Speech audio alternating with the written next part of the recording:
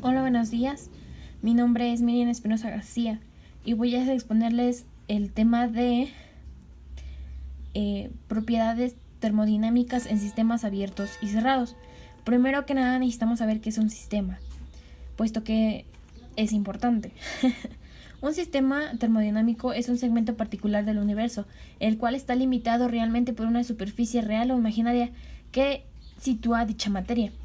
El sistema realmente es aquel que se escoge como el objeto al que se va a estudiar y en el que se va a centrar su atención. Mientras que la materia es todo aquel gas, líquido, vapor o mezcla de gases e incluso una disolución e incluso sólidos cristalinos que están dentro de nuestro sistema termodinámico. Después, ¿qué es un sistema abierto? Un sistema abierto es aquel que te va a intercambiar energía y materia con los alrededores. Es decir, siempre van a haber entrada y salida de materia. Entrada y salida de materia. Por ejemplo, en una taza de café. Te puedes tomar el café e incluso el calor sigue estando en el café. Y después volver a servir más y todo. Nuestro punto de vista es el sistema que es nuestra taza de café. Pero el sistema cerrado es exactamente lo contrario. Simplemente existe un intercambio de calor, de energía, de trabajo, pero no de materia. Es decir, la masa permanece constante. Por ejemplo, una olla express. En una olla express siempre vas a tener contacto de mucha energía, de mucho calor que se almacena en esta olla express. Sin embargo, no hay salida de masa, ni entrada ni salida mientras esta se encuentra en el fuego. Por ejemplo, tenemos aquí los vasos. Los vasos nos pueden ayudar a identificar cuál es el sistema abierto y cuál es el sistema cerrado. Un sistema abierto literal tiene intercambio de materia en todos los sentidos, incluso de energía, pero el sistema cerrado no, solamente de energía. Por ejemplo, aquí nos muestra el vaso está completamente tapado. Y el otro sistema que existe son los aislados, en el que no existe ningún intercambio de materia, pero en este no se tomará en cuenta.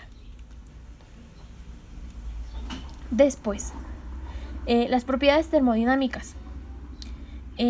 Hablaremos de qué es el entorno. El entorno es la parte con la que interacciona el sistema. Es el intercambio en el que se hace... Es el intercambio en el que se hace masa y materia. Por lo tanto, podemos decir que tenemos paredes adiabáticas y paredes diatérmicas, mientras que las paredes adiabáticas permiten que se modifiquen su grado relativo de calentamiento. Por lo tanto, podemos decir que son aislantes térmicos. Y las paredes dialécticas son aquellas que permiten interacciones que modifiquen el grado relativo de calentamiento. Por ejemplo, los metales. Estos son básicos para intercambiar lo que es energía. Después vamos a ver qué es el equilibrio térmico. El equilibrio térmico son los valores numéricos asignados a las variables termodinámicas que lo describen y que no varían con el tiempo. Es una propiedad de los sistemas aislados, pues si un sistema deja de interaccionar con sus alrededores, alcanzarán un estado de equilibrio. Y por ejemplo aquí vemos un equilibrio de 100 a 0, 50 a 50. Eso es equilibrio térmico, ¿vale? Después vamos a hablar de la ley cero de la termodinámica. La ley cero de la termodinámica, sus precursores son Carnot y Joule. Anteriormente habían sido Galileo, entre otros, que tenían las bases de que el equilibrio térmico era entre el objeto A y el objeto B.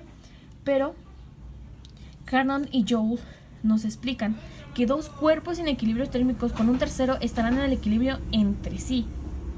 Es decir, la misma temperatura será un equilibrio para los tres. El sistema A y el sistema B siempre serán igualados con el sistema C.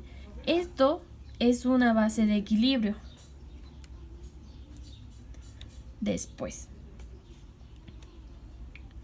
estamos en los estados de equilibrio. En estos estados de equilibrio es cuando se encuentra en equilibrio si se encuentran en equilibrio si no están en ausencia de influencias externas. Por lo tanto, siempre van a permanecer en equilibrio. Tenemos ejemplos de el equilibrio, que es el equilibrio mecánico. Es cuando las partes del sistema no se mueven debido a fuerzas internas.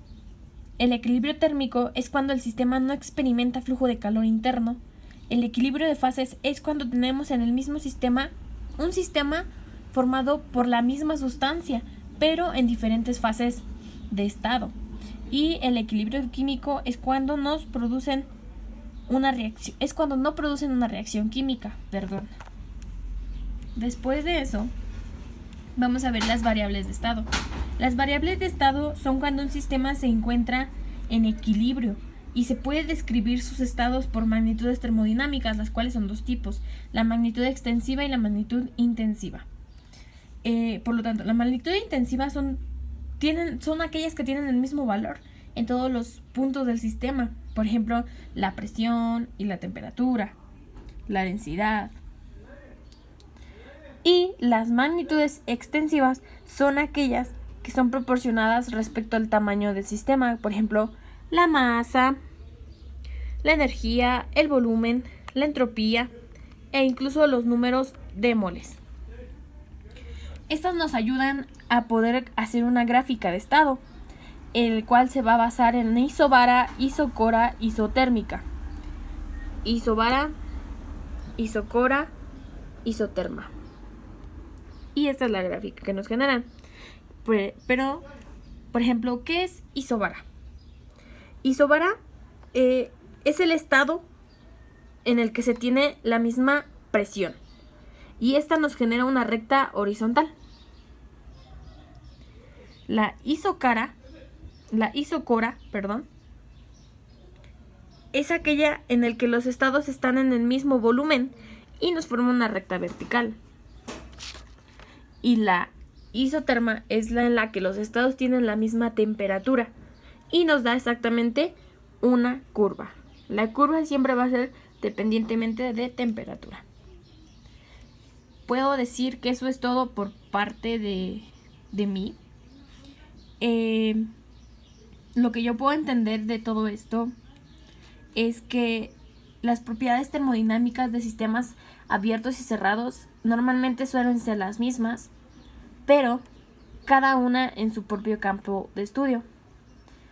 Las propiedades termodinámicas en sistemas abiertos y cerrados nos muestran una amplitud de lo que es termodinámica y la primera ley de la termodinámica y la ley cero de la termodinámica. Temas que son esenciales para poder comprender lo que es físico-química. Eso es todo de mi parte y gracias por su atención.